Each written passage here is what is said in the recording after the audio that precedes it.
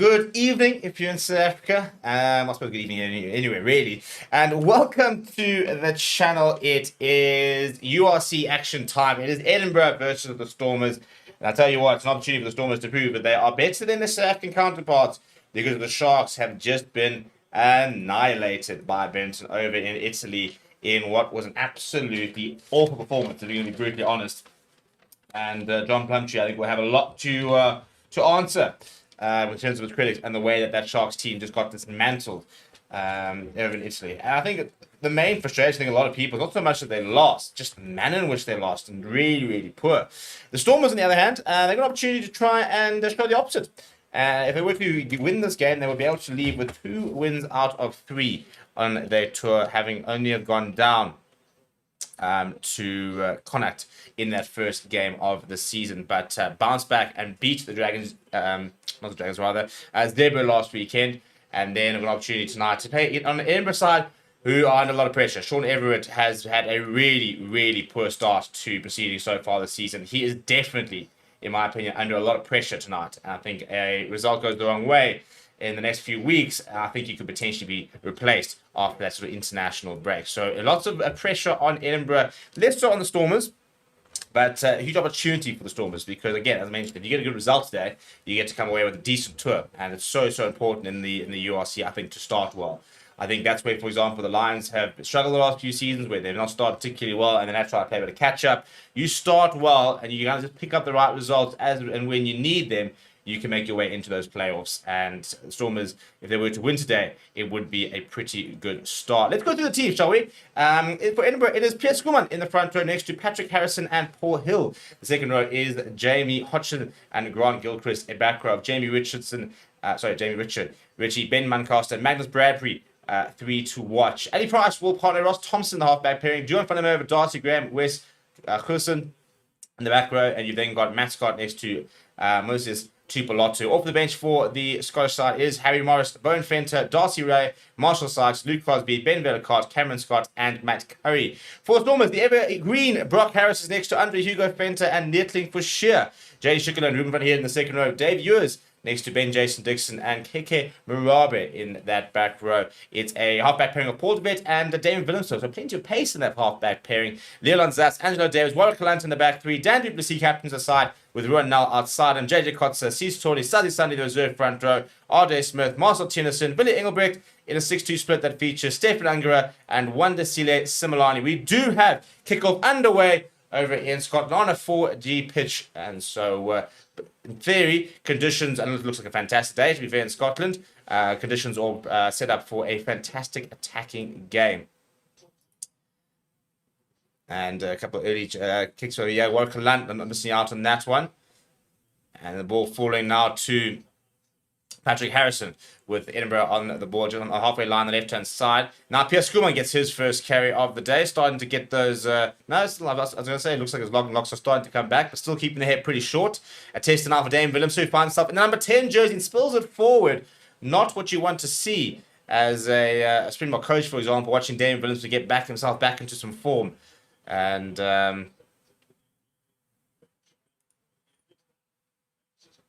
yeah, very, very interesting to see, where he might slot in for the Stormers over the next few months. But that in itself is a pretty poor effort under the high ball from Damon Willemse. So you expect him to do a lot better.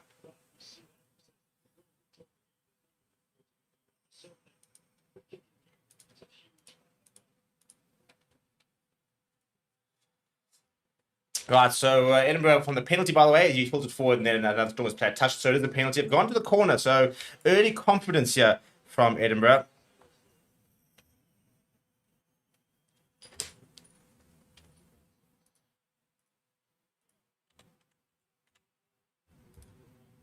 And a bit of a messy line, and it's done very well for Stormers as the Dave Ewers has come away with the ball.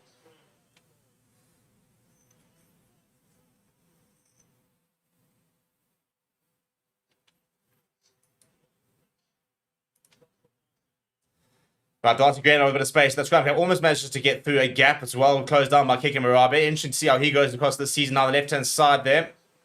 John van der Merwe coming inside, looking for a bit of work. Played against his brother, van der Merwe, a few weeks ago at Loftus. Now Bradbury, bit of a poor pass that, and very well done as Tupolotto spins away. I wonder if we'll ever see a Tupolotto combination for Scotland. Nice carry that from Pierre Schoeman. So Edinburgh have lost a lot of a field advantage, but still got quite a lot of momentum. Now they're going to go to the boot as Ross Thompson sends it up high, and this will be a tester for Warwick Lunt. This time he spills it backwards, and it's dived upon and pops up to Un9ted Rugby. Looking for options, Un9ted Rugby. He's going to think he's taking it himself. He does take it himself.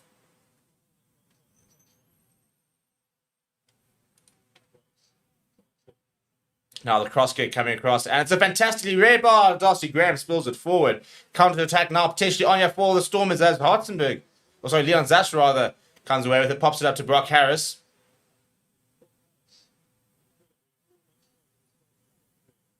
And kicked in behind by Damien Willems. Not too many options there for him.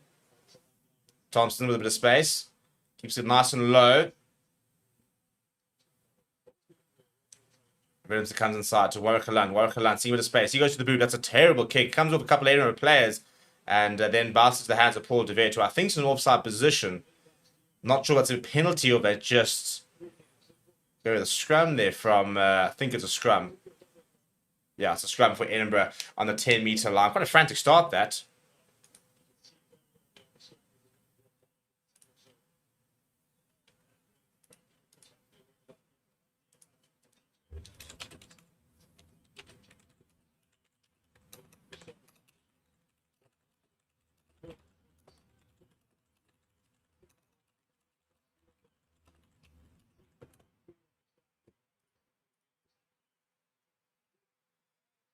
Interesting to see how the scrum goes. Yeah, I think this is an area where the Stormers should be pretty solid. Ned Mashir's a good scrummager. Brock Harris is always so solid and backed up by two solid locks.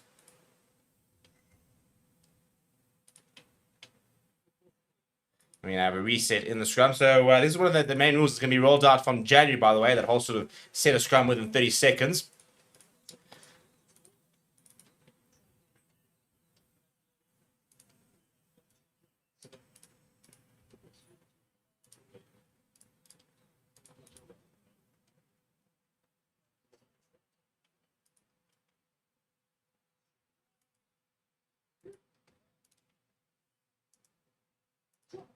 All right, there we go.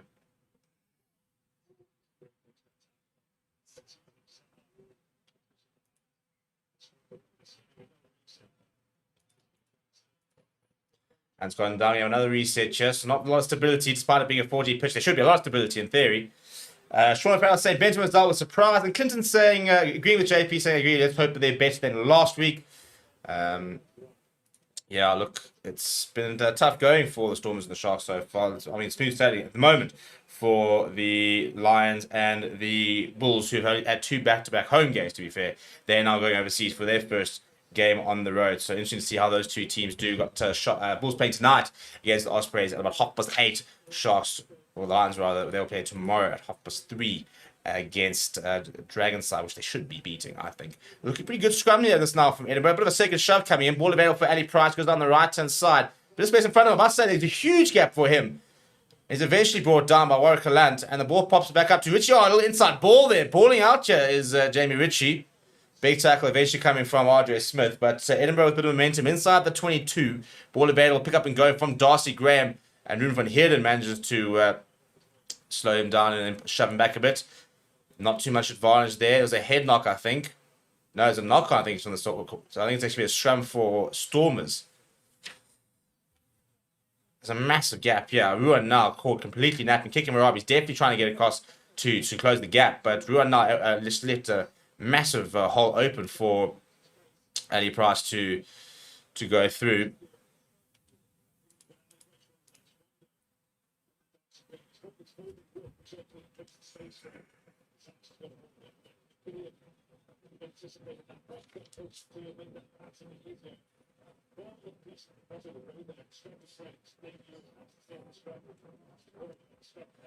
Good to see Darcy Graham back season. Has spent a lot of time on the sidelines with injury, but such an exciting player with the ball in hand. It is a Stormers scrum, so there was a knock-on in that. And Paul de Wet will feed. Paul de Wet will feed. Just going to actually share the link on the socials, get as many people into the chat as possible. Please do smash like on the video, by the way. They're looking for the scrum penalty here, are the Stormers. They are going to get it as well. Penalty advantage at least. There you go, Damien Willemse. And he fires it out to Ruan now. Ruan now steps inside. Gomes goes behind Dan du Plessis. Referee said no obstruction there. Quick ball, you have Paul de Vet. And he goes to Ruben van Heerden, I think. Sorry, Benjamin Dixon, who does well. And then caught on the ball is Paul de Vet. Legally by Ali Price, but they'll go back for the penalty.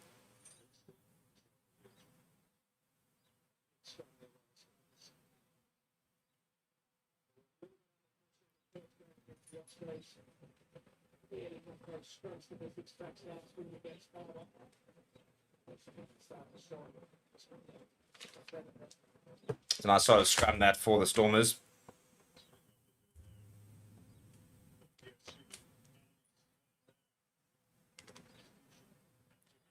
Brock Harris still going, isn't he? Surely you think into the last season, but I'll tell you what, he's like the old diesel tractor. You just, when in doubt, you know, give him a bit of an oil or something. In his case, a couple of brandies, and he'll just continue going on. Bruce saying, hi everyone, hope your team wins as long as you're cheering for the Stormers. Clinton saying, early days, I believe we can do it if we keep tight and check our discipline.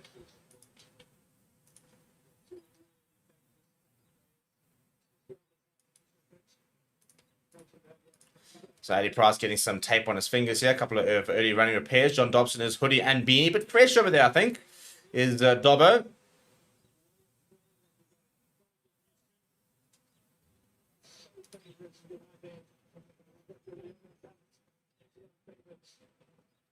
Right, and the Stormers have found touch on the halfway line under Hugo Fenter with ball in hand. Murrayfield in the background.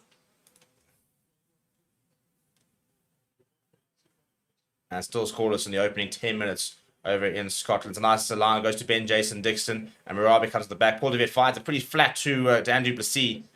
Good tackle on him coming from Magnus Bradbury. What a cool name that is. Paul de Vet goes back to Dan Willemse in the pocket. He goes to the boot. Doesn't lift it too high. Gives it a running chance for Leland Zas coming out down on it. It's a good take though. Very nice take this by Wes Wilson. Nice little run there on the left hand side of space here now for Edinburgh. Join for the movement now with space. Cuts inside, brought down by Ruan now. Pass immediately on the far left-hand side. Ali Price quickly to Piers Skuman. Good continuity this from Edinburgh. Ross Thompson now seeing a bit of space in behind. He wants to try and set up, pin them back. Not quite got the bounce he wants, and Warwick now will clear. It's a very, very good touch finder that from Warwick Land. He had about a meter to use. I think he's found about 30, 40 meters. So that's very, very well done by Warwick Land.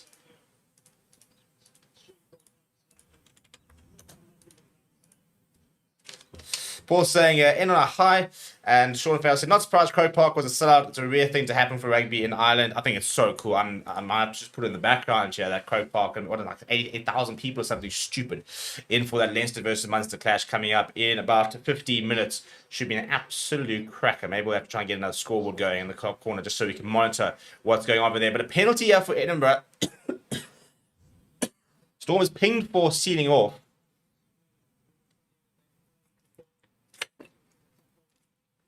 It is against Ruben van Heerden, so frustrating that for Stormers.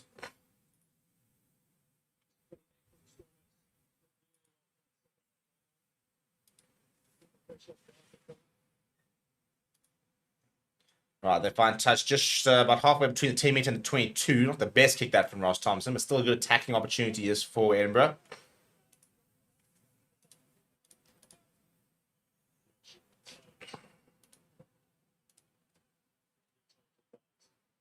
All right, front of the line now for Edinburgh.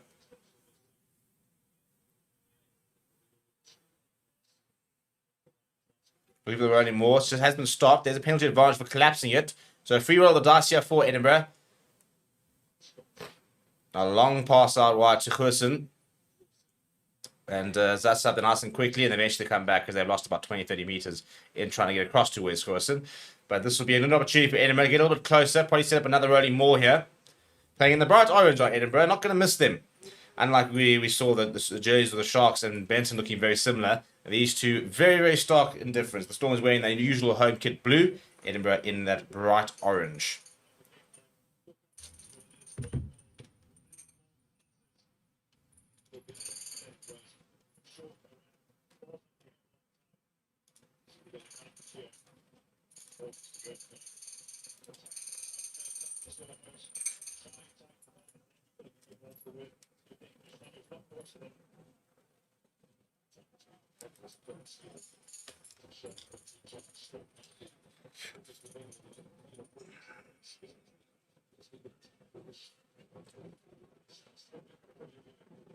That's a good sack that from Stormers. And I think this ball is stayed in. I think it's going to turn over ball.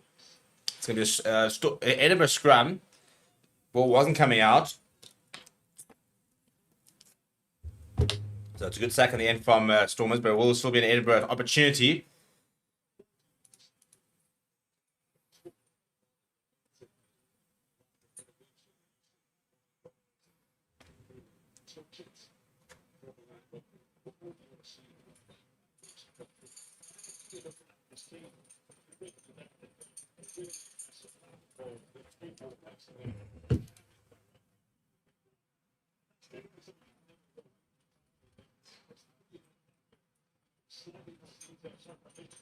Right, resetting the scrum here. Eddie Price with the ball in hand.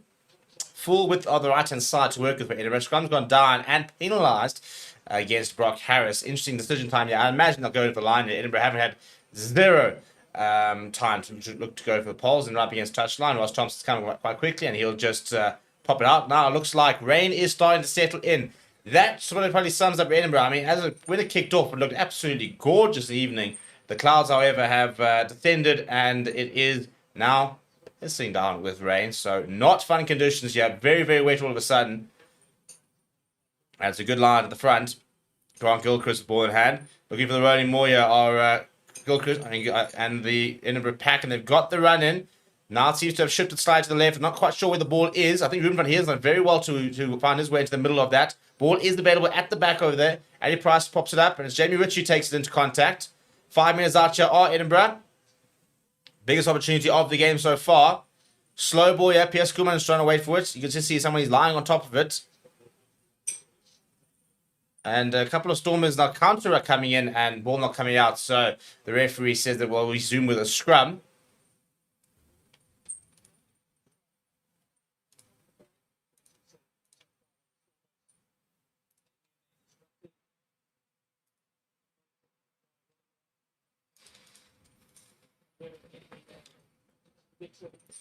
Gee, I cannot believe how quickly the weather's changed. But I suppose that is Scotland weather for you.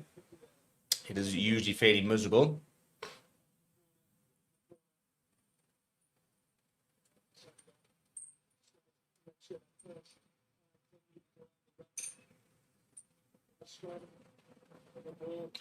And they had a pretty good scrum earlier as well. So really a good opportunity this year for Edinburgh.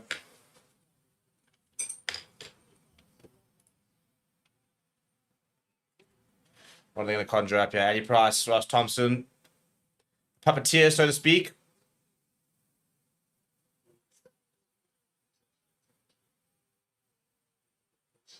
And off the back goes Magnus Bradbury. Gets away from Damien Willems, so he then comes in and adds his weight.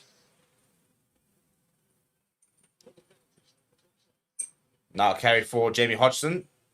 Presents well. Pierce Kuhlman now. Looking to break down the Stormers' defense. Eddie Price. Tupolotu. Quickly up was, I think that's it, David Ewers and Brock Harris. Pick up and go himself on Hodgson. Lost a bit of momentum here, have Edinburgh, but they're about 6 meters out, and the referee stopped. And there was a penalty advantage, I believe. So not 10 is the call. So another penalty. Stormers maybe at a risk of potentially losing a play if they don't be careful. It'll be interesting to see if Edinburgh might look at a tap and go here.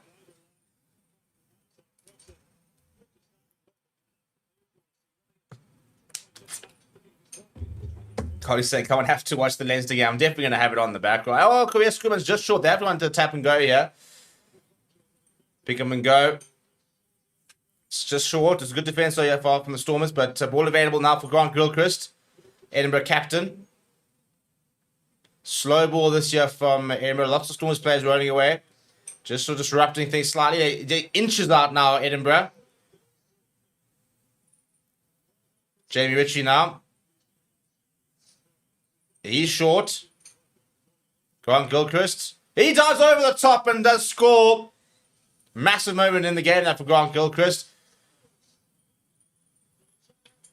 Tupolotu leads the celebrations.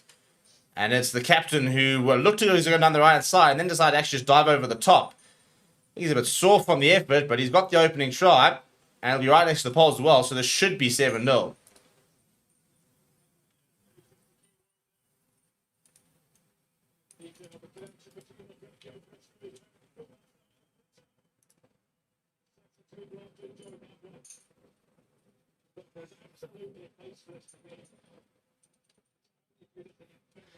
Damn, you can see us having a conversation with the referee. Not entirely sure what about.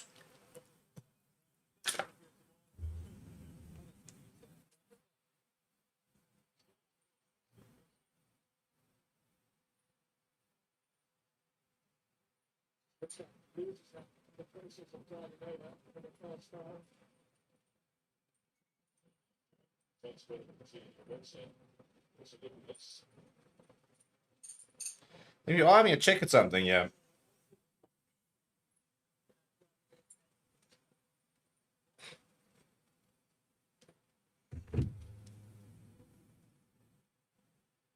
Yeah, I'm about to say he's lost the ball behind.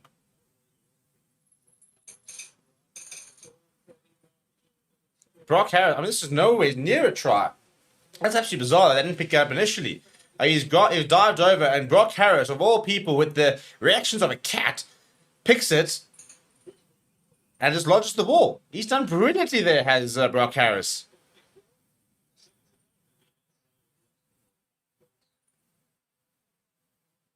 Is there then a second attempt here? So it's lost backwards. It's going to be an interesting call this now from the referee because it's lost backwards.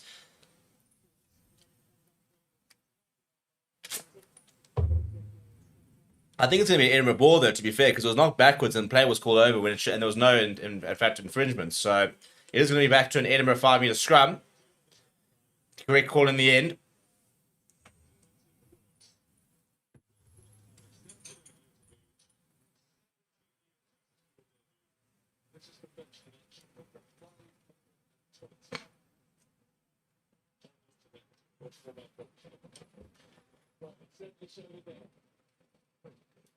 What an intervention that is from Brock Harris. As I said, absolutely timeless is the... He's a bit of a swing prop these days. Can play it tight, can play it loose here. Apparently he's doing a lot of coaching at the moment, working with a lot of schools and varsity sides, even within the actual Western Province setup. I think he'll move straight into scrum coach role somewhere within that Western Province union. But another attacking scrum here for Edinburgh. So Stormers not out the woods yet. I don't think they've had any possession inside Edinburgh half. I reckon territory-wise must be about 80-20. On the right-hand side, they go short. Tupolotu's just short. Or Kalan trying to go over that ball there. Has he managed just to create a turnover? No, ball is available there for Ali Price. They go short to Patrick Harrison.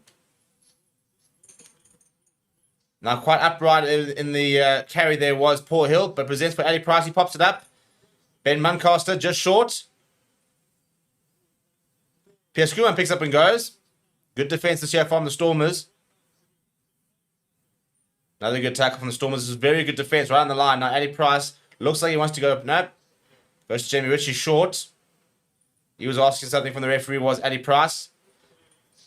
They're going through the faces here, the Stormers. Or Edinburgh rather. Stormers' defense at the moment is holding on well though. Now Lever says the referee needs to be available here for Edinburgh. And I think they're over. Are they over? Yes, the referee has awarded it. So unfortunately, Brock Harris just delaying the inevitable. I'm not sure who's going to come up with the ball yet. And that is Patrick Harrison who scored in the end, the Edinburgh hooker. Required a second attempt, but Sean Everett will be a happy man watching them rise with the ball in an early try. Who do I have winning? It's an interesting one. I mean, I think that the Stormers are a better side, personally. I think the Edinburgh home advantage and the pressure they're on, I think that they potentially, I think they've got more... in theory, I think they've got more. They should have more desire to win this game. I think it's more riding on them winning this game, and that desperation, I think, could be the difference.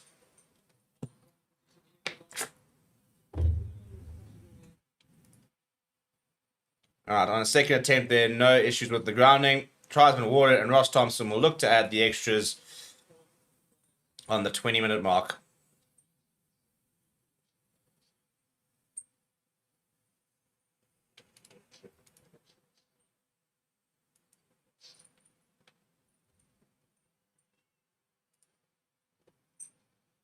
Yeah, and no issues there. Right, 7-0 after 20 minutes. Edinburgh take the lead as the flag of Holly Davidson, who's on the touchline, is raised.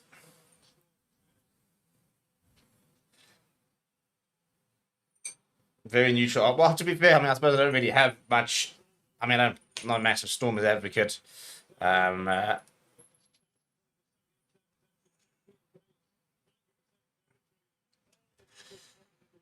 I prefer them probably to the Sharks these days, simply because they've shown less of our players, being a Lions fan. It's a nice clearance there from the kickoff. That's a very good clearance. In fact, it's a fantastic clearance from Edinburgh, all the way up towards the halfway line, and Watchalong not quite managing to get there, so Holly Davidson will mark it just inside Stormers territory. It's a really good clearance.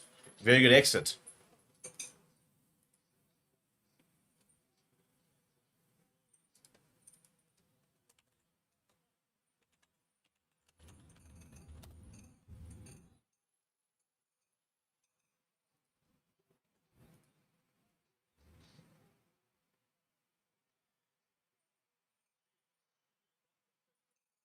Oh, and then knocked on from Leon Zas. Turnover ball here for Edinburgh, and there's lots of space out wide as well. Joan van der Merwe.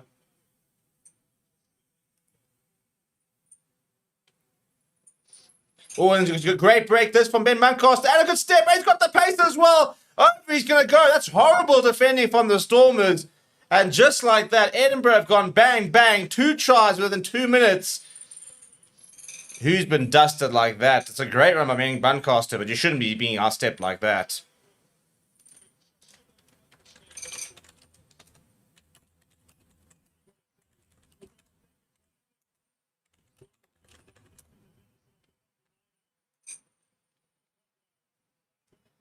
Oh, yeah, wedge steps. A good ball there. Completely misreads. I think it's Dan Duplessis, and then bang, steps around. I think that's Angelo Davis, who makes an awful attempt at a tackle.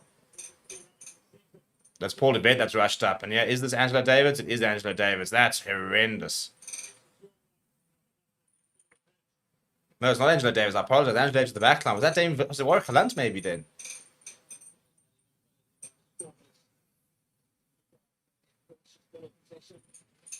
Love to see a bit of angle there to see who it was that's been stepped by him. But what a start this is all of a sudden for Edinburgh. Kick to come, potentially 14-0. It's taken a while for them to get going, but now they're really finding their groove. Clinton says, whether will be a factor on the outcome of this game. Henry says, Stormers don't play well this year. Grant records Stormers by 25 plus.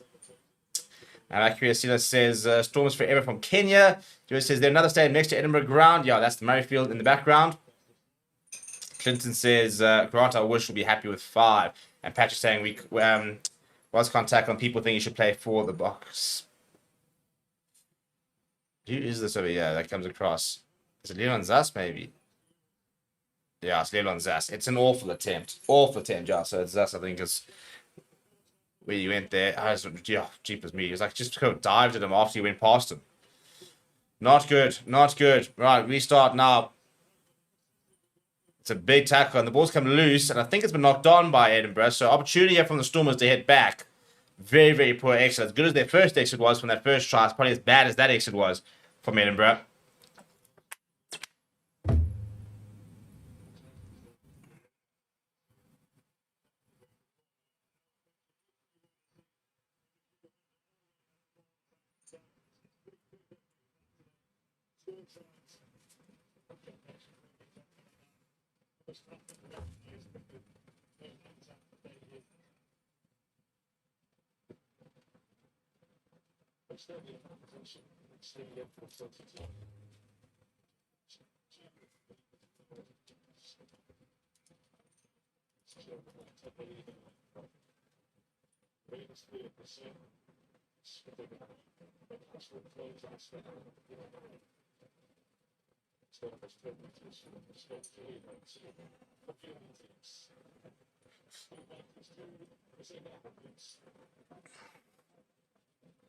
And Andrigo Fenter.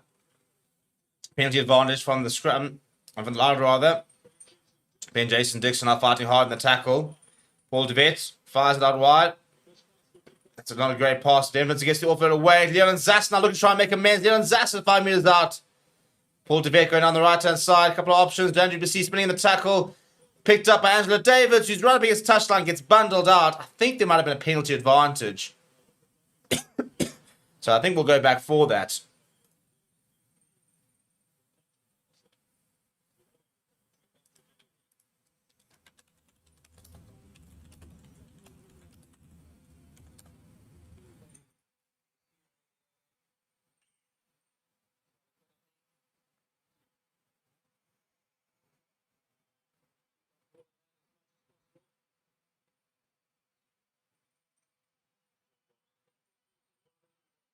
Right under you go, Fenter. Now they shift the point of contact. Paul DeVet goes to kick him Marabe. 5 minutes out, the Stormers. Another penalty advantage here with Paul DeVet being played.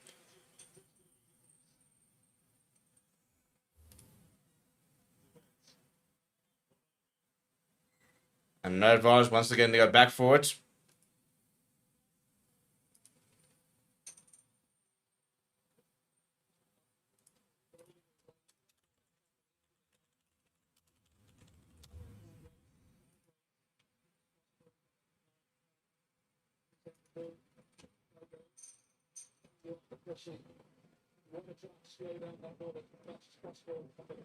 Right, decision time out now for the Stormers. I think it was... Yeah, they're taking the scrum here, the Stormers. Interesting idea. It's right by the pole. So in theory, you'd think that they got some sort... And you got the likes of Damien Vincent, Warwick Land. You surely should be able to cook something out from this sort of distance.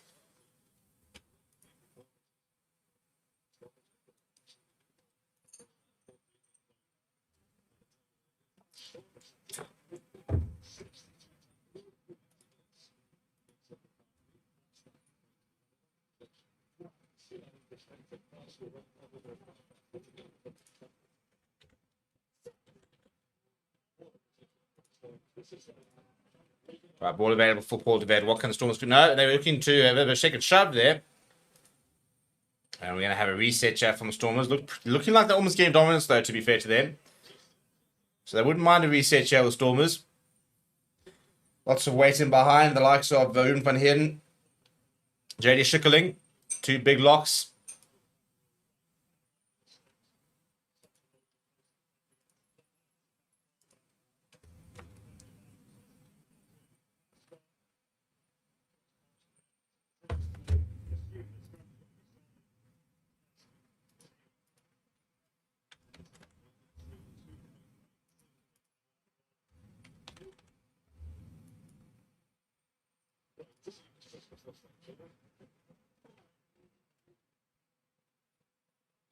Another set chat.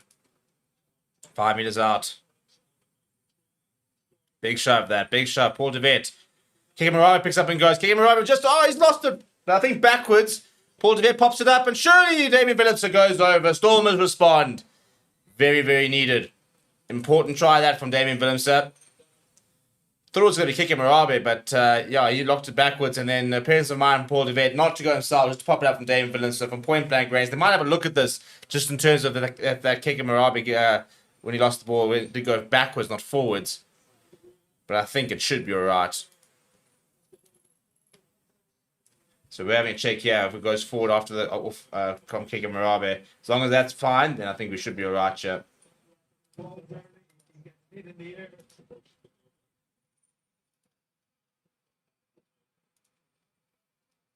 Right, let's have a look at what they're going over here. Kikimarawa.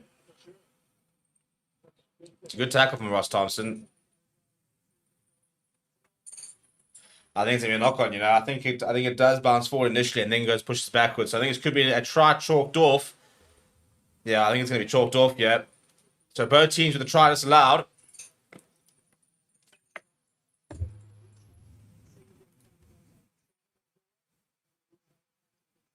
So we have a penalty against 10 for offside. So knock on, but still a penalty because Ross Thompson, whilst he could try saving tackle, he was in an offside position when he did.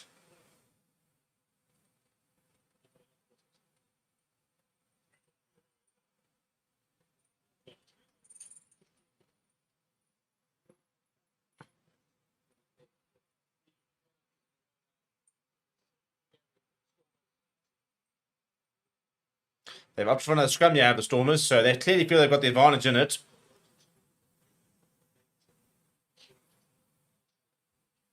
In theory, they just want to platform, don't they?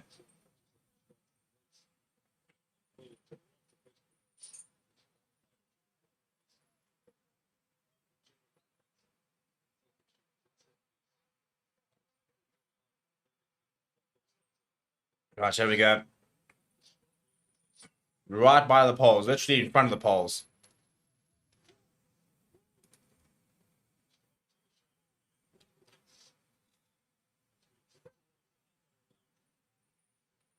That's a nice shove there. Ball available here. Should be clean ball here for Paul de Wet. Down the left-hand side. Warkaland, the first receiver. Warkaland tries stepping in behind. To nobody. Ali Price there. And Tupolotto. It's a good tackle in the end, and he has to ground it, I think. But I think it was a penalty, so looking to go back for another scrum for the Stormers. They're hanging on here, Edinburgh.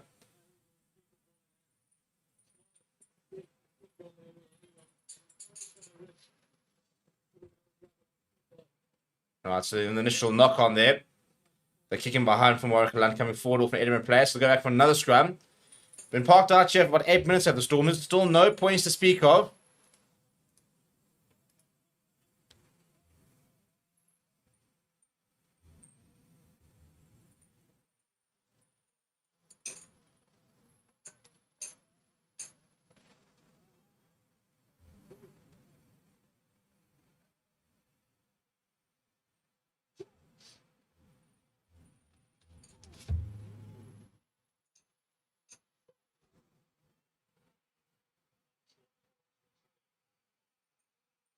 Right, now on the far left-hand side, Paul de Wet.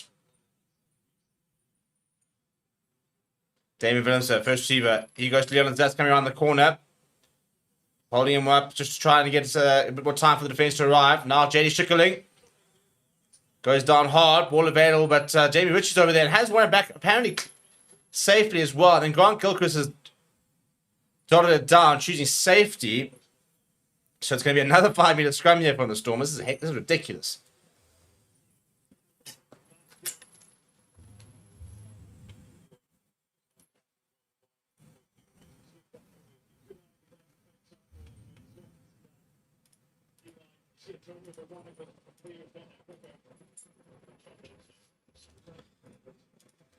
Surely they can conjure up something eventually, yeah, kind of Stormers.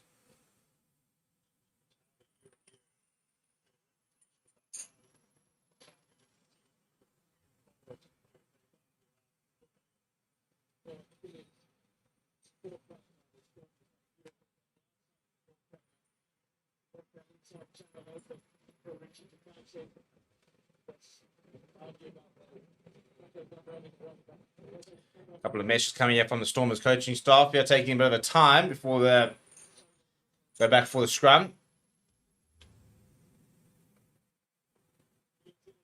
Still scoreless, by the way, over at Leinster and Munster.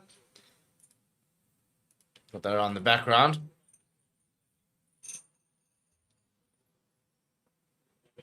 Right, half an hour played so far. Just the 14 points. None from the Stormers so far. And if Edinburgh can get out of this period without having conceded, it'll be massive for them.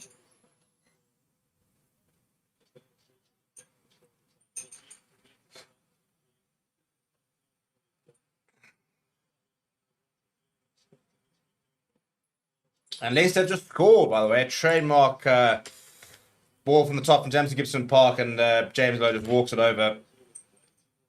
He's scored a lot of tries like that as James Lowe.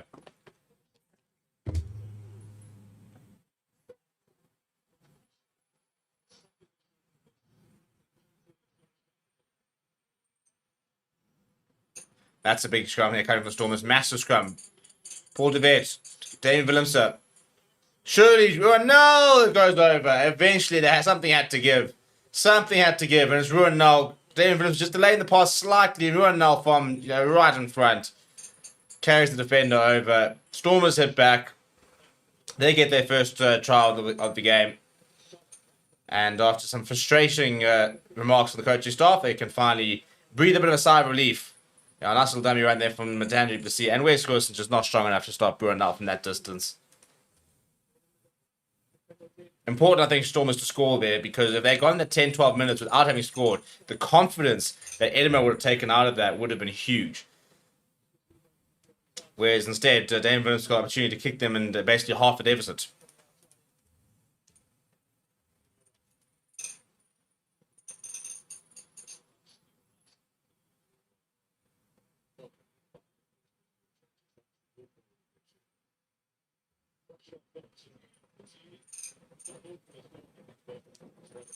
No issue there from Damien Willemse, who's not the usual man off the tee, but given the injury, Falun Gong Mazulu, Mike Liebach currently racing. In fact, I think he's on honeymoon as Mike Liebach, got married over the last weekend. A stunning lack of options at the moment for the Stormers, even on the bench. When, no real sort of fly-half option at the moment. Watchalong will probably have to deputise there if things were to go badly and David Willemse were to go off. So a bit of a fly-half prices. Yuri Mattia. Oh dear, David Willemse has been charged down. And the ball's come to the side of Edinburgh, and it's great hands. But there was, I think, double knock-on there. I'm not sure where the first knock-on was, whether it's Willemse or it's a penalty for potentially offside, actually, from the way that Edinburgh seems to be retreating. Ali Price, the one that seems to have been pinged, he disagrees with it. Not entirely sure where the offside there is.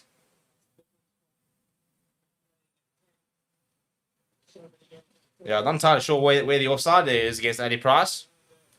Seems like a bit of a strange decision.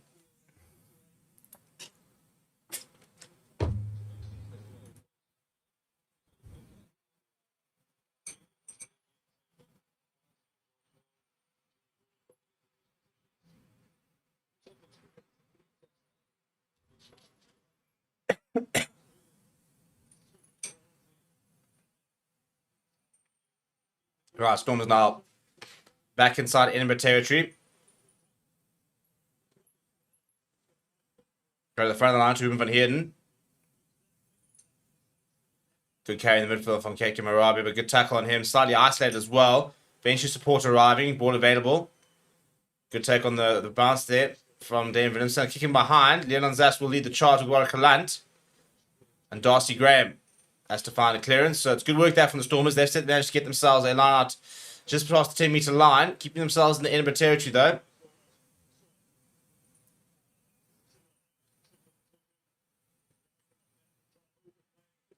Right, just over 5 minutes left. And Stormers were to score another try. It could potentially level the scores going into half-time. It's been an interesting half in that it was dominated in the early first 20 minutes by Edinburgh. Since then, it's been all Stormers. And Stormers will be looking to try and carry the momentum through the last 5 minutes, try and score some points. Good take that from JD Schikkerling. And Paul de Wet goes to Leon Zas. So Angela Davids, rather, right off the back of the line. Quick ball now to Andrew Hugo Fenter arriving.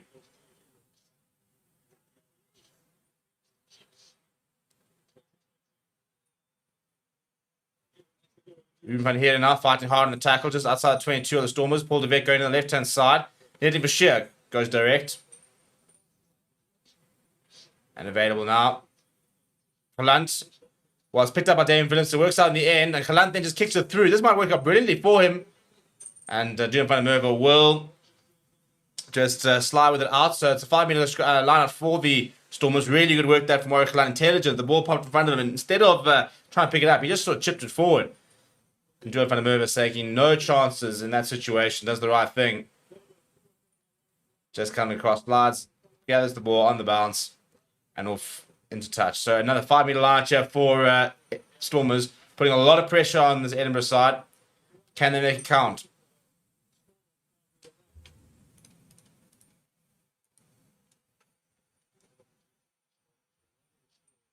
Right, the back line out. Ben Jason Dixon takes a good. Well, it's gone straight down though. Referee has not indicated advantage or anything at this stage. Andrew Hugo Fenter picks it up and goes. Now around the corner comes Nedley Bashir. De Wet looking for options, goes to Brock Harris this time. Good defense here from Edinburgh. Slow ball this time for Paul de Wet. Now Dixon. Still going as Dixon. Good leg drive that from him. 2 minutes out here are the Stormers. Paul de Wet looking for options. Goes to Marabe. Lots of players in front of him. Kicking Marabe. Absorbs 2 or 3 in the tackle. Paul de Wet. Nedley Bashir just short. Damien Willemse lurking. Now Andrew Hugo Fenter. charges over, but I think he's going to be held up here. It is going to be held up. Goal line dropout. Good defense there from Edinburgh. Not sure it was the right decision to go to Andrew Fenter. Had Dane Williams lurking just behind him, probably would have gone that option.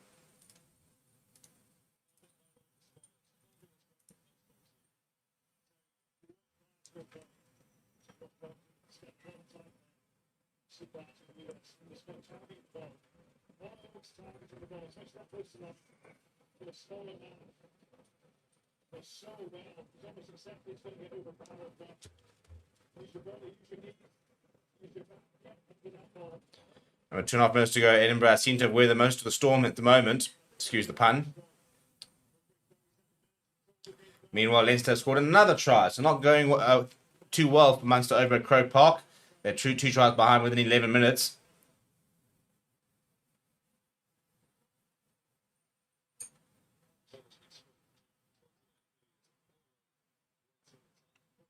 Right, Dan WBC under the goal line dropout.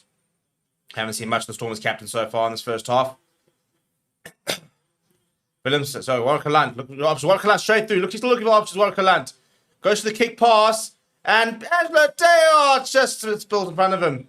I think this might be carried back from Edinburgh. I think at this stage it's going to be a goal line dropout. Nice option that for Warwick Land. Almost working out as well for Angelo Davis. Just the bounce of the ball taken away from him. This is so good from Warwick Land though. Sells the dummy, inside ball, and then just chips to their head. And just out the grasp of Angelo Davids. That's what Warwick Land can do when he's on form.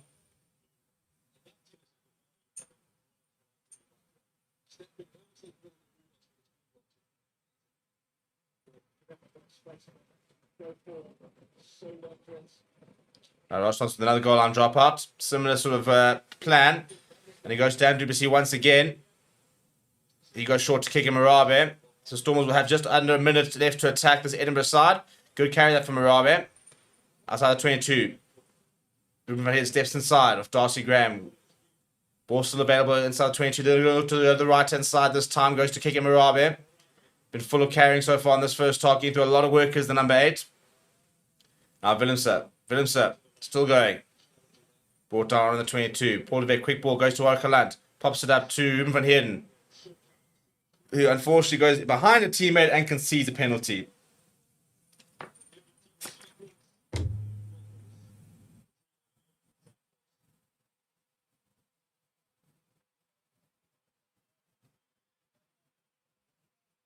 Big opportunity missed there, you feel. Moving here, just going in behind Andrew Plessis. Couldn't really get out the way. Concede the penalty with 20 seconds to go. And it looks like this will probably be how the score remains at half time.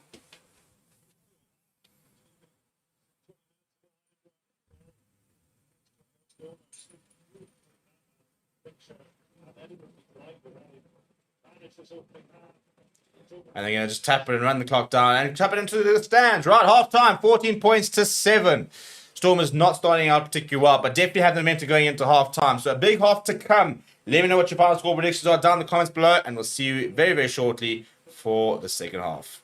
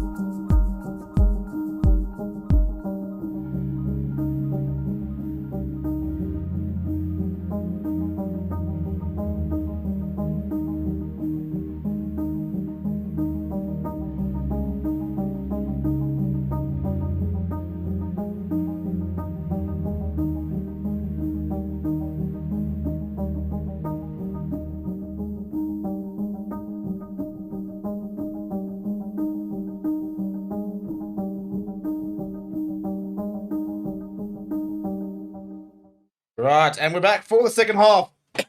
Not too much in it, to be honest. 14 points to 7. And the Stormers definitely had a lot of the momentum going into half-time. So important for them to start well in the second half. Edinburgh dominated that first 20 minutes and then kind of just sort of find themselves defending for their lives. So they'll need to try and get a bit more possession and build on some of the momentum that they had in the early stages. Try and sort of wrestle that momentum back.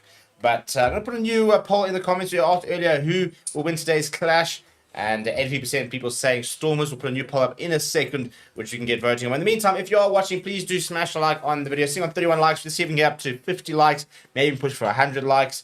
And meanwhile, over at Croke Park, it is Leinster 21, Munster 0. Not having a good time over there is Graham Roundtree and his men.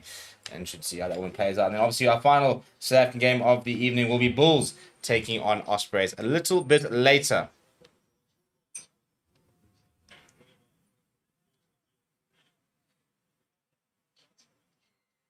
And a penalty early on at scrum time, yeah, for Edinburgh, so that's a good start. Ben Jason Dixon immediately went to the referee and wants to have a complaint about something. Interesting to see what he is complaining about. I think probably from the side of the scrum, given that that's where he would have had the best view of it.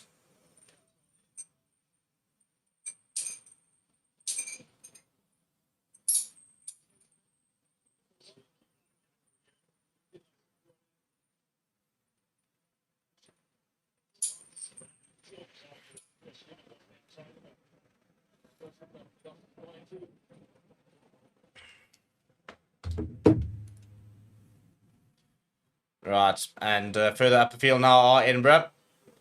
Front of the line, and it's contested by JD Schickling, but ball available for Ali Price. Ross Thompson goes flat. And I think that's Magnus Bradbury, I think, has found himself in the midfield, is indeed. On the right-hand side, now Pierre Schoeman, wrapped up by his scrummaging opposition and Brock Harris. And then lost forward from Edinburgh. So turnover ball here for Stormers. Paul de Wet wants to use this quickly. He's seeing a bit of space down the left-hand side. Yeah, Dane Williams swings it out to Warwick Land. Not too many hours to Warwick Land. Then goes down the right-hand side. Well positioned is Wes Curson, who exits the safety of his 22. And I think he might have given that a bit too much. No, he's all right. Galant on the run. Gives inside Damien Willemse. Willemse now looking to step his way through the Edinburgh defence. Eventually brought down. Down the right-hand side. Long pass. Good pass now. Bit of space here for Angela Davids. Angela Davids. It's a good tackle from Wes Curson. And into the 22, Stormers go. Ball available. Quick ball as well. Keiko Marabe. That's nicely worked. Good support play from the number 8. He's been through a lot of work so far. So he can pick up and go now. And JJ Kotzer, by the way, is coming out at half-time. Oh, a bit of a spilt backwards was the call by Warwick Galant. Killed a bit of momentum from the Stormers, but they still have possession. Neatly Bashir, his pass is knocked backwards from Edinburgh's turnover ball. Now Darcy Graham on it. And he runs into JD Schickling, who then rips the ball himself. Falls to the hands of Damien Willemse. With the numbers here. Surely. Just run the hands. And down the corner. Leon Zas will go over. That's really good work. All from JD Schickling ripping in the tackle. They had the numbers there. And good composure. Damien Willemse. Draw and pass. Leon Zas. Lots of composure in the finish down the corner. The perfect start this for the Stormers in the second half. They go over in the corner. Kick to come. But riding the momentum that they had going into the half.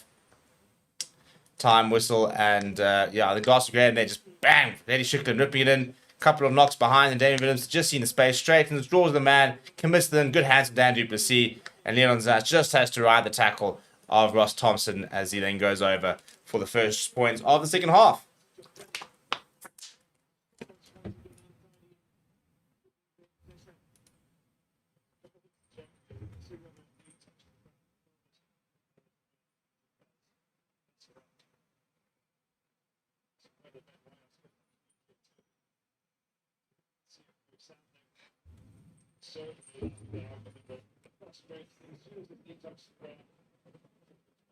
Now we're aiming to see over here. Should he have been released here? Yeah, I think that is the call here that JD Schickling has ripped the ball as Darcy Graham's knee has hit the ground, which would then, in theory, mean a potential tackle completed.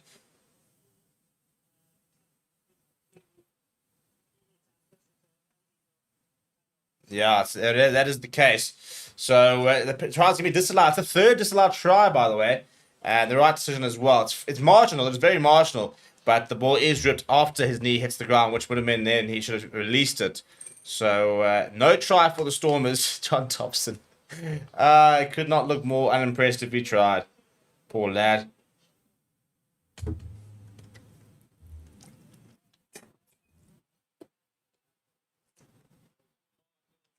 It's amazing how much it's been a bit of a game of inches so far. A couple of very marginal calls, 3 tries disallowed, 1 for Edinburgh, 2 for Stormers.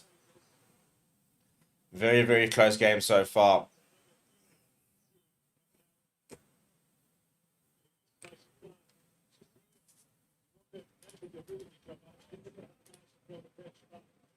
It's great line left from Grant Gilchrist. Now Edinburgh on the front foot. Darcy Graham getting involved on the front foot here, Edinburgh.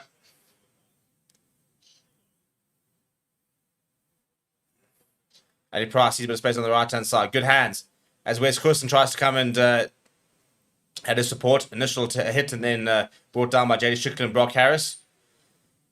That's a nice big tackle coming from Ben Jason Dixon, kicking Marabe. Good physicality this by the Stormers.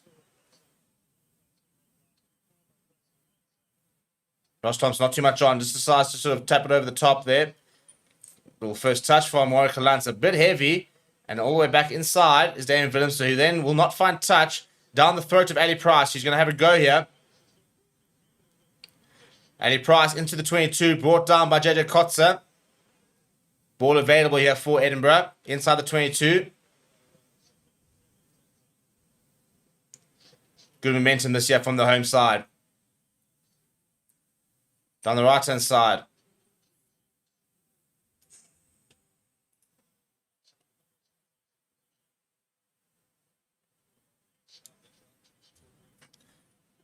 Gilchrist now gets himself between a couple of defenders.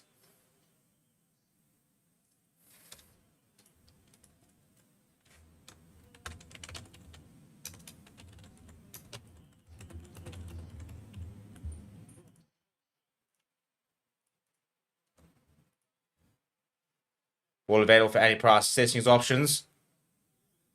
Grant Gilchrist, the captain, Scottish International. Now that's nice intensity from Darcy Graham. It's amazing how every now and again a player just decides he wants to get over the advantage line. And he does so more often than not. Sometimes it can just be an attitude thing.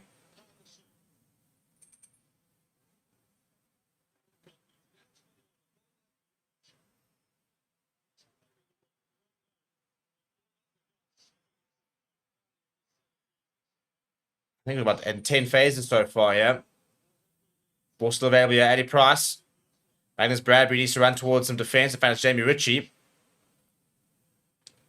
Good defenses from the Stormers, but good ball retention this from Edinburgh.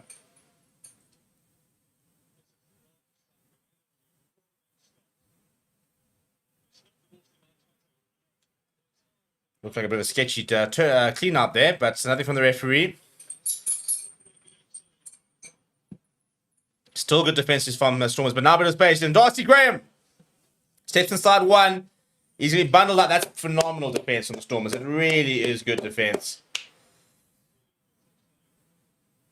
I mean, that must have been at least 20 odd phases. And they just rode the pressure, and then bang, went out wide. And it's a good tackle. Steps inside of Leon Zas, and then Paul DeVette and David DBC push him out. Good work that from them.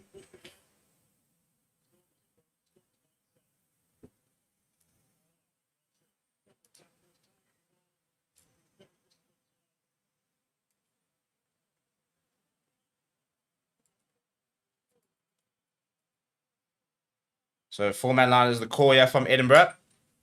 5 meters up, from Stormers. So defensive line here needs to make sure they're accurate here, because any sort of mistake, and they're right on the doorstep. Andrew Hugo Fenter, by the way, back on the park. He was getting patched up. That was why Kotzer was on for a bit.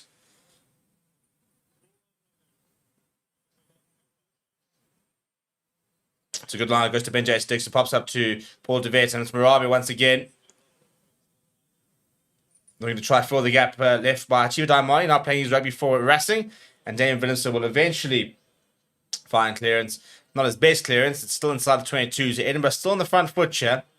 But Stormers surviving for now. And my fans just died.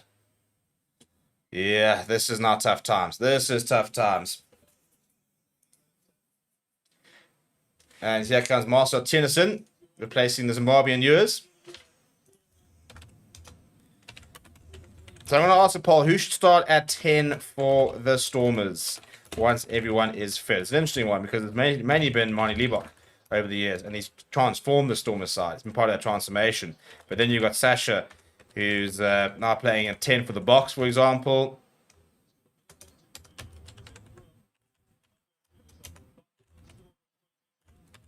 And inside 22 still are Edinburgh. Ball available as well. But slow ball here for Ali Price.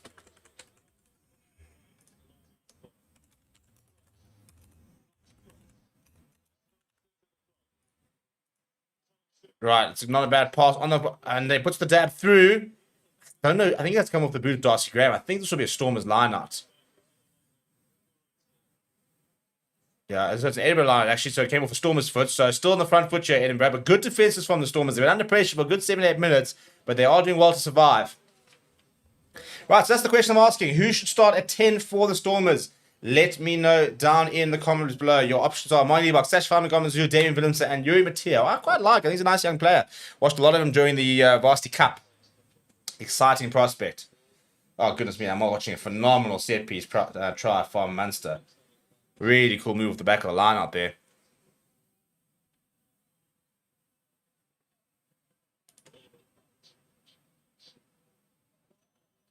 A steal from the Stormers, though. A very important steal that was. I think it was JD Schicklin who went up and grabbed that. But now the ball's bobbled up and back towards Edinburgh. So just as Stormers do something well, they then don't protect the ball particularly well. So turnover ball. Andy Price desperately wants to use this quickly. Goes to Pierce Schoolman back on the angle. Good work that from the loose head. But the ball's been stolen by Paul de Vet. And I think potentially even stolen back. No, ball is still on the side of the Stormers. So good work that from the number 9. He's now going to clear himself from the base of the ruck.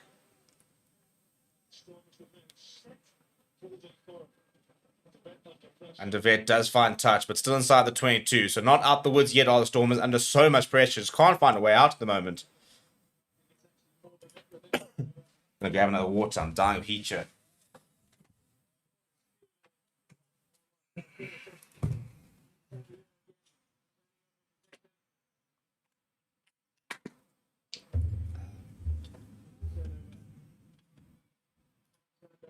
A couple of turnovers there. It was good work from the Stormers, but they're hanging on.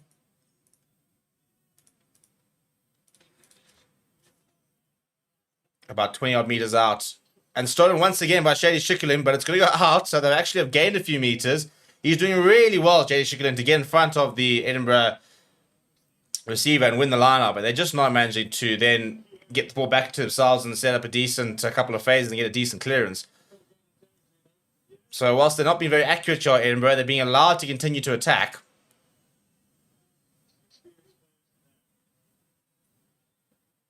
You know, the back line this time, it's very skewed. It's been knocked forward by Grant Gilchrist. So turnover ball here, and this should be the exit they've been waiting for. Damien Willemse.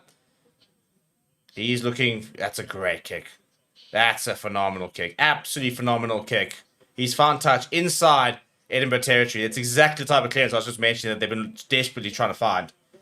And that's really... He just takes a moment to compose himself to Damien Willemse and then just looks at the angle, sees that there's nobody back, and does try to find a couple of meters, does get it, and he's pinned Edinburgh back all the way back to about 2 or 3 meters behind their own halfway line. Very, very nice intervention that from the Bok fullback. Looking forward to having him back in Bok colours at the end of the year.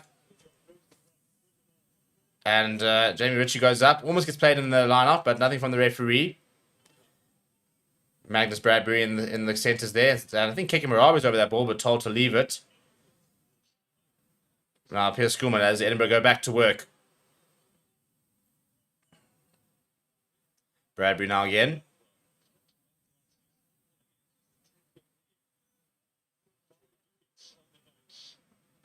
That's very clear from Ruin now. He didn't even try and take it. He just sort of knocked that up and on the back. Now Storm's trying to counter-attack. Sits down as Leon Zass, and the ball comes out the back, but doesn't go to hand. Wes Hurston's now kicked this forward, and it will run out into touch just before 22. Getting a bit sloppy and quite open this game in the last few minutes all of a sudden.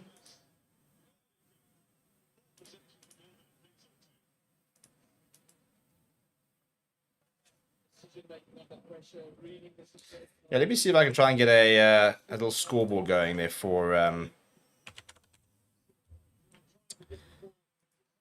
for that Munster versus Leinster game. I think it's a game that everybody wants to know what's going on about.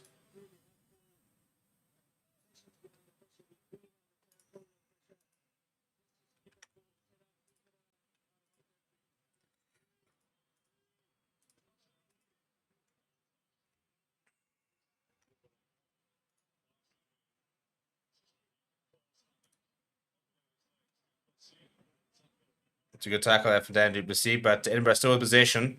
A lot of defending in this second half so far from the Stormers.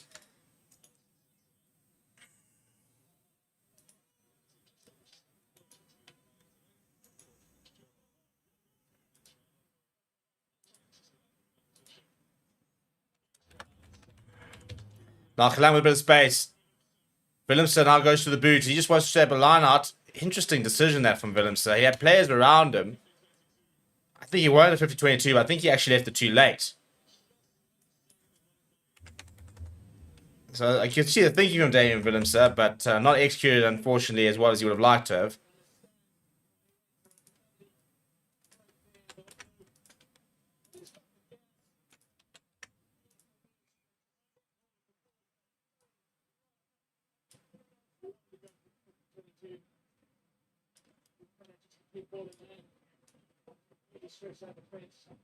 Yeah, I think you should have kept the ball in hand there, should have David Willemse. But anyway, so it's an Edinburgh line on the 22. And there we go. Got a little scorecard there going for Leinster versus Munster. So we can kind of track and see how that game's going. Bradbury now back in the midfield. He's carried well for Edinburgh.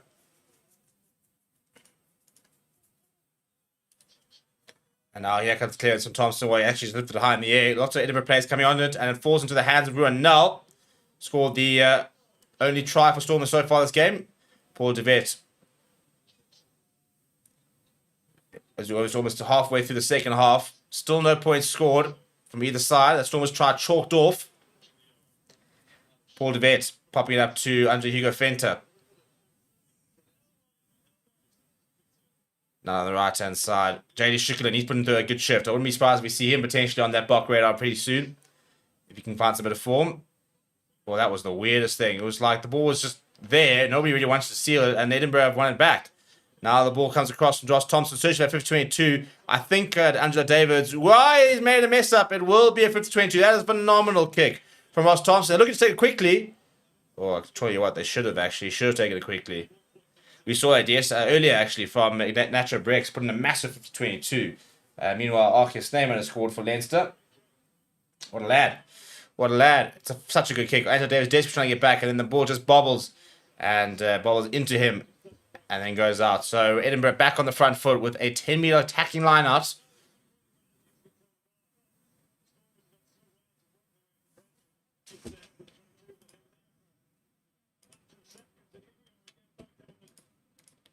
They just can't get themselves out of this this hole at the moment, can the Stormers?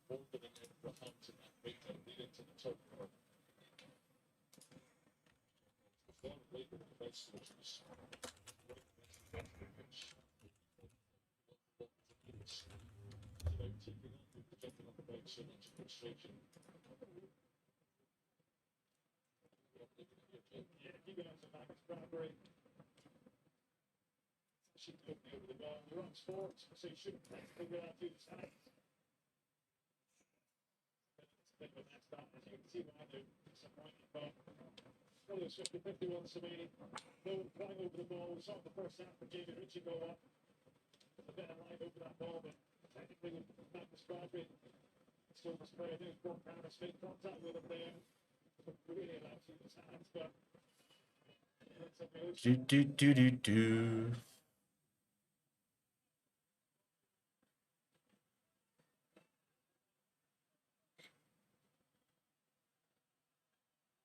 Right, front of the line chat for Edinburgh. 10 meters out. Good early resistance from the Stormers, and that's going to use it, and they go off the back there, does Patrick Harrison. Score one of the try. That's a good line being run. Still going is Matt Scott. Now the replacement. Darcy Ray. Jamie Richards going to pick up and go here. No, he pops it up to Captain Grant Gilchrist. Has that gone past the horizontal? A lot of the fans thinking so. Nothing from the referee so far. And I think he might have fallen awkwardly. So this could be turnover ball. No, ball available for Edinburgh. Another pick up and go.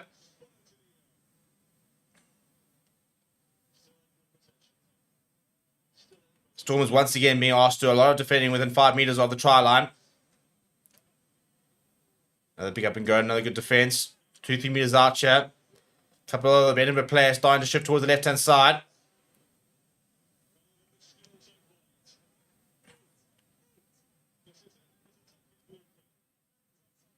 Advantage offside now against the Stormers. Now Tupolotto. Ball over the top, and it's into Darcy Graham. Darcy Graham over in the corner. And Edinburgh, finally, for all the pressure they have got reward for it. They finally got points in the second half. Very important time to score as well. Because after that extended period of pressure without scoring any points, they would have been feeling a bit of doubt, but to score there like that, very important time. And that'll be a sucker punch to the Stormers, who have defended really, really well in the second half.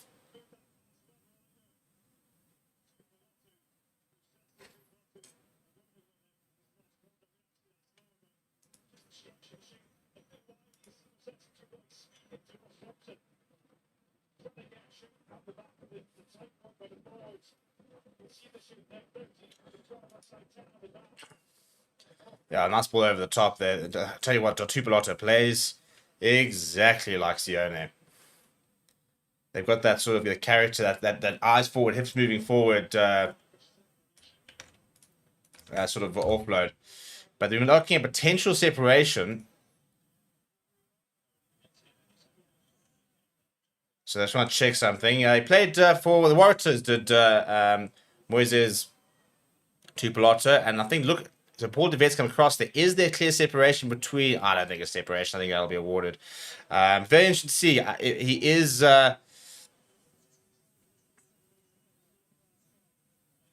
he's Scottish qualified, as well as Tonga qualified.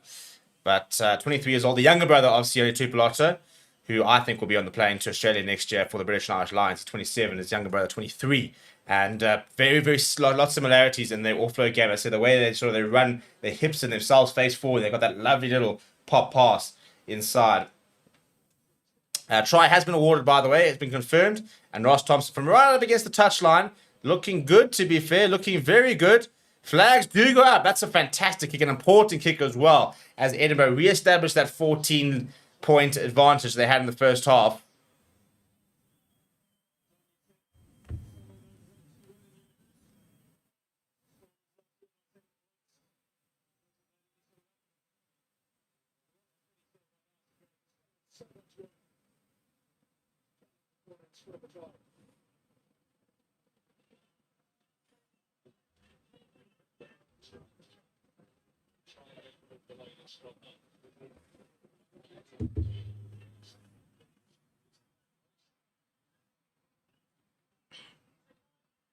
All right, there's a change at 9 for Edinburgh. So Ben Vedicott on. And the clearance into the... Oh, my goodness. And is that Damien Willemse again? I think it is, you know. That's twice now he's knocked it on under the high ball. Damien Willemse, very uncharacteristic for him to make those kind of mistakes. And he's just gifted Edinburgh another scrum inside the Stormers half. And yeah, here comes the bomb squad. Cheap as me. He had brought on everyone here, has Don Dobson. So, onto the park comes JJ Kotze, Steve Satole, Sally Sunday, RJ Smith, and Moss, and Willie Engelbrecht. So the rest of the forwards have come on here from the Stormers. So they're very much rolling the dice here with that bench impact.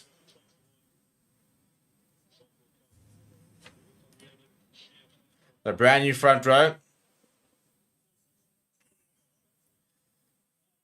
A lock in the second row in the form of RJ Smith.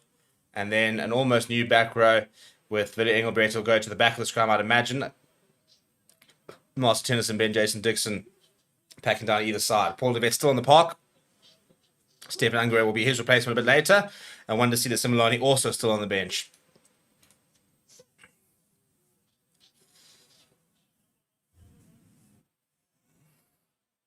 Massive scrum that from Edinburgh. And they win the penalty. So they had just put on Darcy Ray a few minutes earlier, as well as Bone Fenter in the last sort of 3-4 minutes.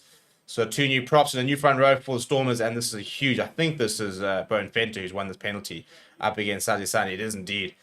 Look at the pressure coming through from him. That's a really well-worked penalty.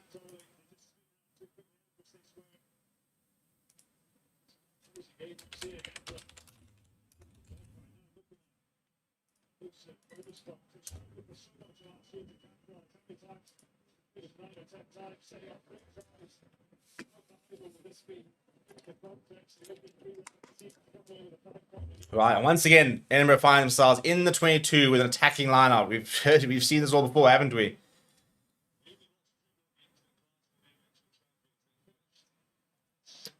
And carry on for Scott as well in the midfield there for Edinburgh.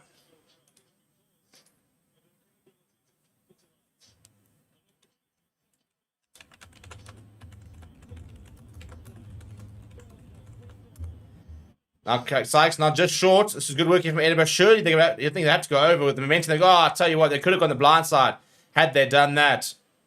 I reckon they would have scored, but they're over anyway. Grant Gilchrist dives over. Is that the end for the Stormers? They've just unloaded their bench, and unfortunately, I think that could have potentially almost been the undoing. A couple of players just not quite with the speed of the game, and they've been caught napping as Grant Gilchrist put in such a big shift. And he crashes over. Edinburgh go to 26 points. It's the bonus point try as well for them. I mean, they haven't won a game this season, so to win it, we get a bonus point win would be huge for Sean Everett.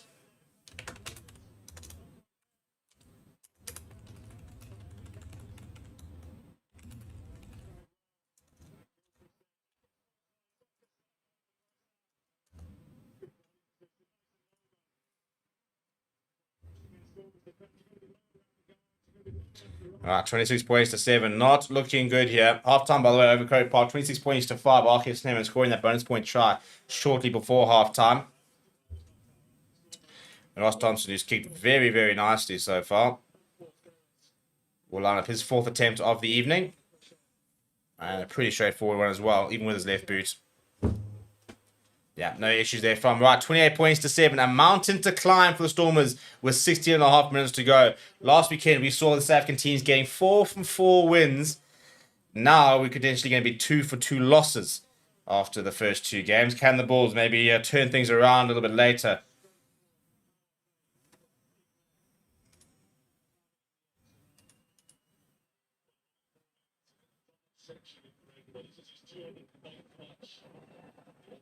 Right, and Crosby on for Magnus Bradbury. Good workout. That for the Scottish number 8. Nice. That's a really good work from the Ben Muncaster. Scored a great try in the first half, and he's gone through a couple of defenders there. So the Stormers' defense is switching off a little bit at the moment. As Villicott then goes to the boot. Warwick Gelant underneath it. Takes it well as Gelant. It's been exciting with ball in hand as the Stormers full back.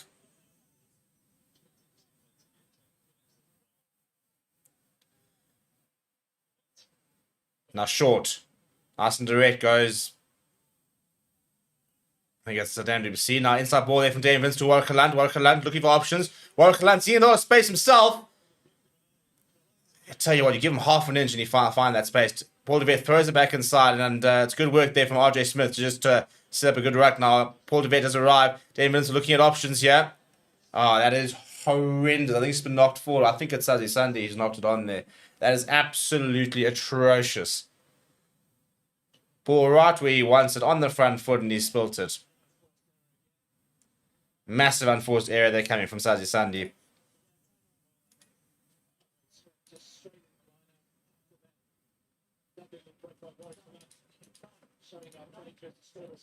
And we're going to change at 9, so I think that's Paul DeVette's final involvement. I think we're going to see Stephen Angara. We are going to see Stephen Angara finish the game now.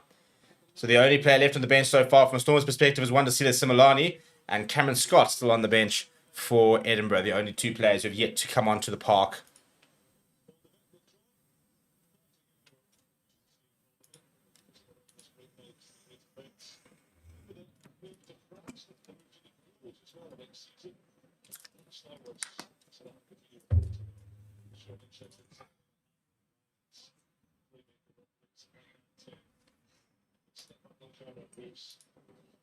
Yeah, Scott Townsend in attendance, watching on for a couple of options for the end of the year tour. I think he'll be quite impressed with what he's seen from Grant Gilchrist. I wonder if we'll be looking at Moises Tupolotto saying He's someone who I think could be worth getting involved. Ross Thompson's having a nice time. Could be involved in the end of year tour.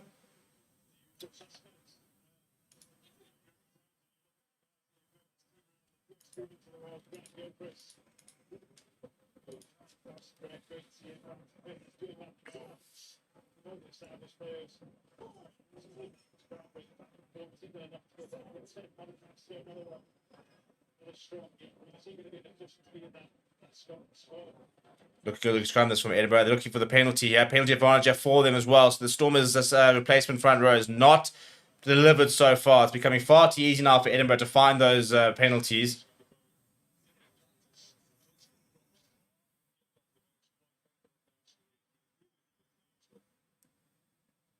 Bowen Fender's come on and made a big difference. The former Cheetahs loose head.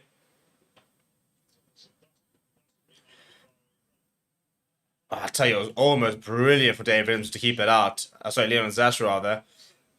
But unfortunately, he's not been able to do it. And once again, Edinburgh find themselves inside the 22 with an attacking line out.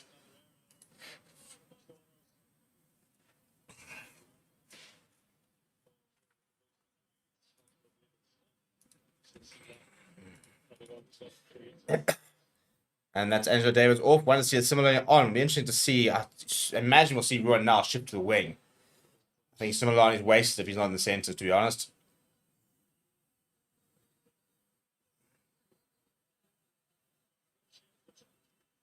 Right, let's see. Lancaster in the midfield. Bit of wants to go on the right-hand side. Looking to start rolling more here, actually, in the midfield are Edinburgh. And it's broken away and slightly isolated, but the ball is available. Doesn't quite work, but did not work. Tupolato, good offload. Big tackle coming from Noah now. I think it'll be a knock-on advantage, but they have to get all the way back to the half. No knock-on advantage. Play on as the core, and Edinburgh have got it back, but deep inside their own half. Lots of Stormers players arriving to try and counter-ruck, but they have managed to secure the ball, have Edinburgh. Ball available for Ben Velicotti. Wants a couple of options here.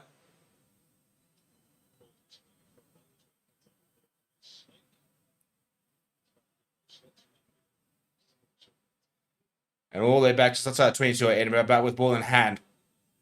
Stormers could really have used that to bounce somewhere towards one of their players and gone over for like a bonus try. And here comes the contestable. David Williamson underneath it. No, it's Leon Zass underneath it. Takes it well. Warakalant. As soon as out wide, Damien Williamson. Pass it back inside, Dan Duplessis. He offloads to Stefan Ungerer. Now JJ Cotter just takes it nice and direct. Quick ball for Ungerer. Warakalant, first receiver. Pops it up. Chikole now. David Williamson skips the pass too. Goes to want to see a Similarly. He's been caught on the ball by Duan Funamurvi. Manhandles him. His body, the only way I can really describe that as. Lost a bit of momentum against Stormers, but still got possession. Now Kotzer takes it into contact.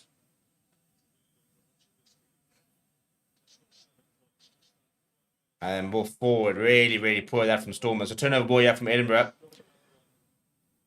Not too much on, so they just hammered along the boot. And they will find touch just outside the 22.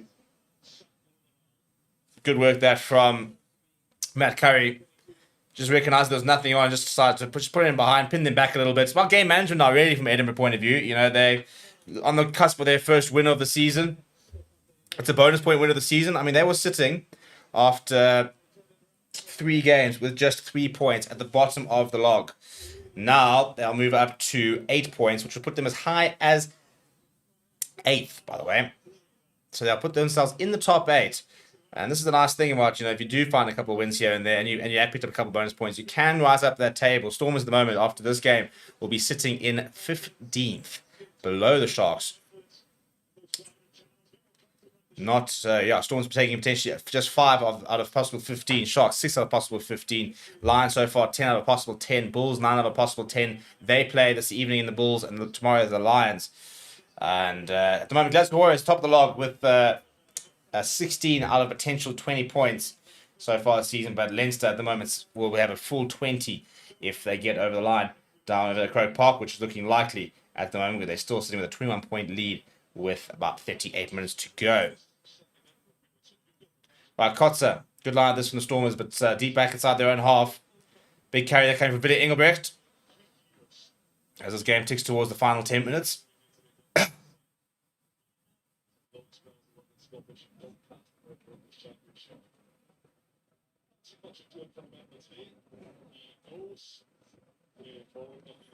Right, chipped over the top from Edinburgh. Reply from the kick. David Vince looking for space. Goes short to Marcel Tennyson. Well wrapped up though.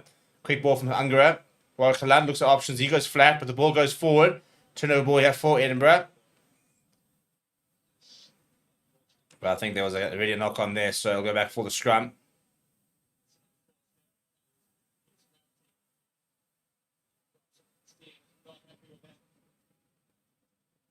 Yeah, John Dobson has not looked happy the entire evening. Really, really pissed off John Dobson. And fair enough, I think it's just been a really, really poor performance from the Stormers. They just haven't really rocked up.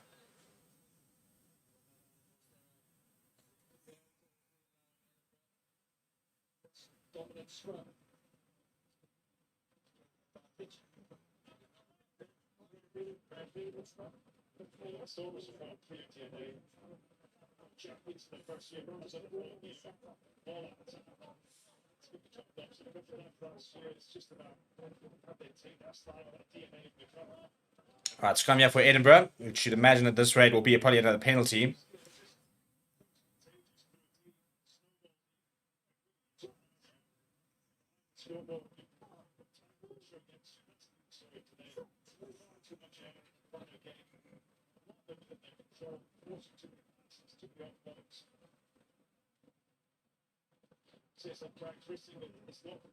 Another reset of the year. Right, into the final 10 minutes of the game. Been very one-sided the second half. Lost for John Dobson to think about on that plane journey back.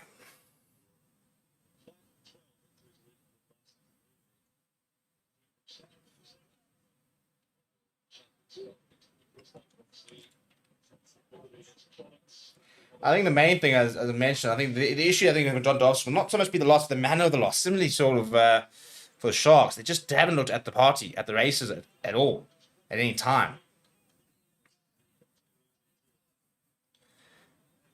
Right, good scrum that. Ball in front football here for Edinburgh. Long pass out wide to Wes Currie. He's going to put the kick in, but it's a pretty poor kick from him in the end. Nothing really for Duan van der Merwe to give chase to, unfortunately, for Duan. World Class taking this quickly, by the way. They want to get going here. They want to see Nelson Milani. Goes to Leon Zas. And what a turnover that is from Currie. And he wins the penalty. Interesting decision time now for Edinburgh. Surely you can't lose the game from here. So you'd think probably go to the corner. Or maybe just try and get more points.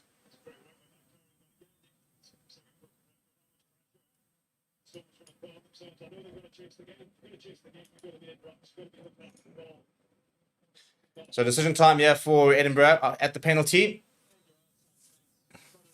Could take the 3 points, make it 31 points to 7. I mean, really, you know, secure the win. Could go to the corner. I think they are going to take the points here. Yeah, they are. So Scott Thompson will have another go. Yeah, he's been 4 from 4 so far as Scott Thompson.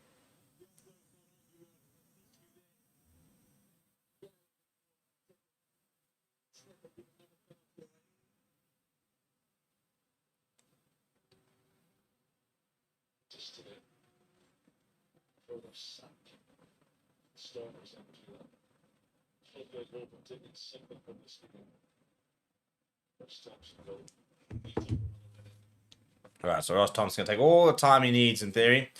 He's got another 30 seconds left on the clock according to the TV, which is not always right. Well, he's actually pushed it as Ross Thompson. Strange considering how good he's been off the tee to have pushed that slide to the left.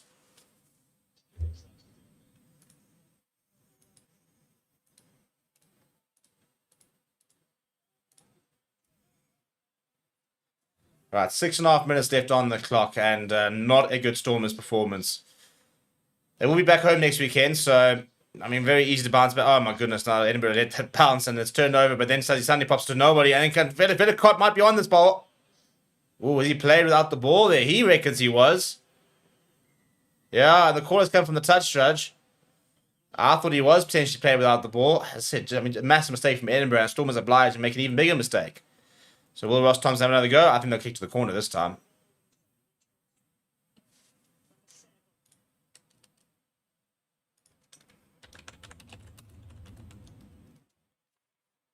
Yeah, they're going to kick to the corner, I think, or take the 3. In theory, they can just run the clock down, but no, they are going to take the 3.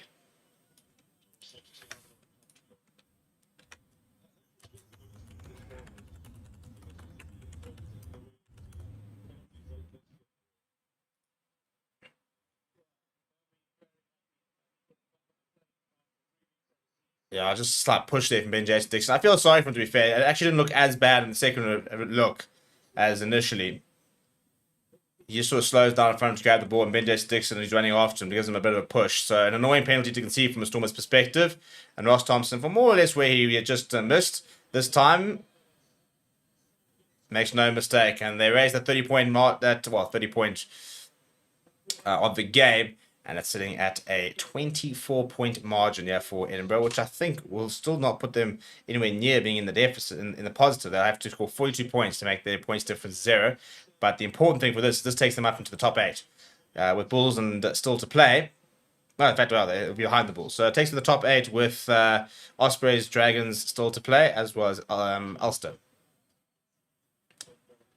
They will play tonight. Right, good restart that from the Edinburgh. Good clearance. Now Watchalong's need to try and build from deep. Gives the offload away. Damian Willemse. Still going. The ball gets hacked away, but I think lost forward pass. Oh my goodness. Just call the game, ref. This has been torrid.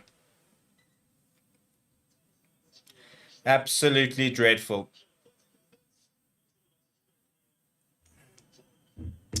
Right, that's going to be the end of Ross Thompson's game. So a final 4 minutes for Cameron Scott. Always feel sorry for a player, don't you? He only gets 4 minutes.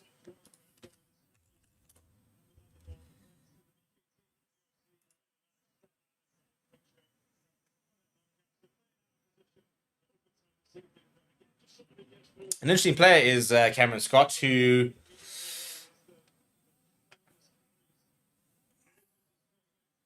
if I'm not mistaken, has actually played a lot of rugby league.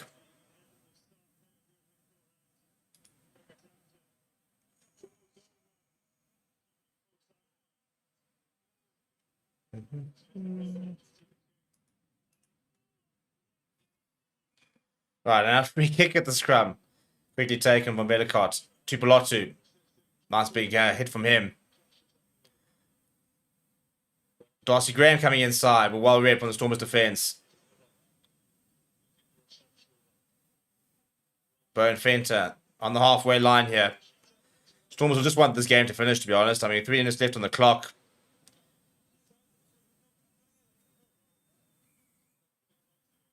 Quickly taken out Bellicott from the penalty, and he's not going to be 10. Looking for options here as Bellicott. Oh, it's a huge tackle on him, but they weren't 10. So they'll go back for it.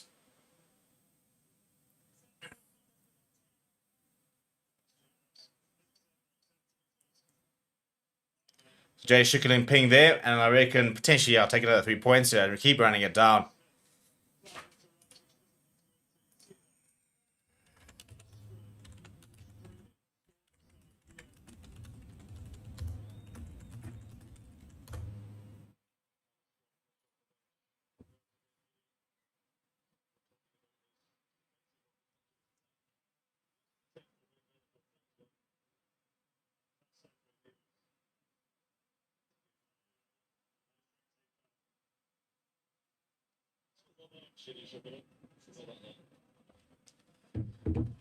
Into 22, once again, Edinburgh go. Just over 2 minutes on the clock.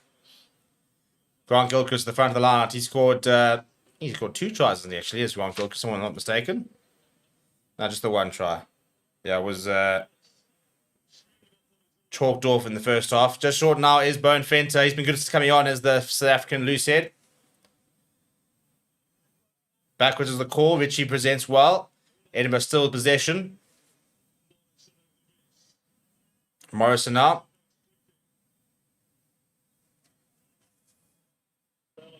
BITDEFENDER. Big carry from him. 90 seconds on the clock. Pick up and go. Crosby's just come on now, fighting hard on the tackle, but so far good defense from the Stormers.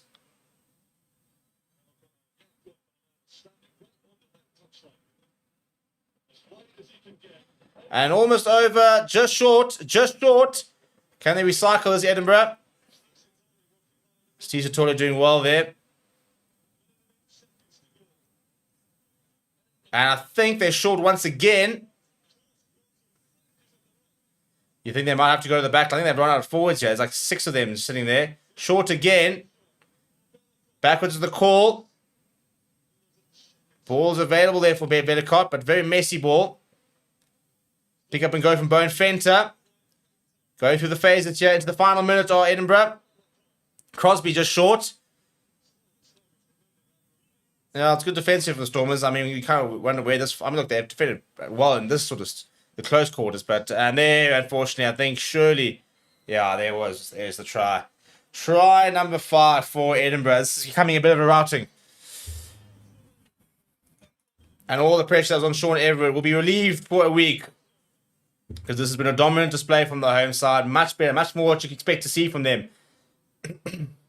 And for the Stormers, who had the potential of having a half-decent tour, will leave second last on the URC log after 4 weeks of competition. Yes, they've only played 3 games, so the South African teams are a game behind the rest.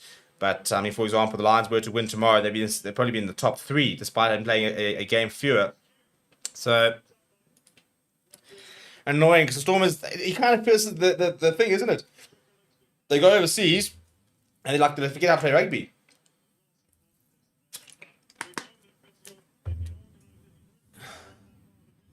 And I think Ross Thompson will just wait for enough. Yeah, the time's up already. Right, people, thank you very much for joining me.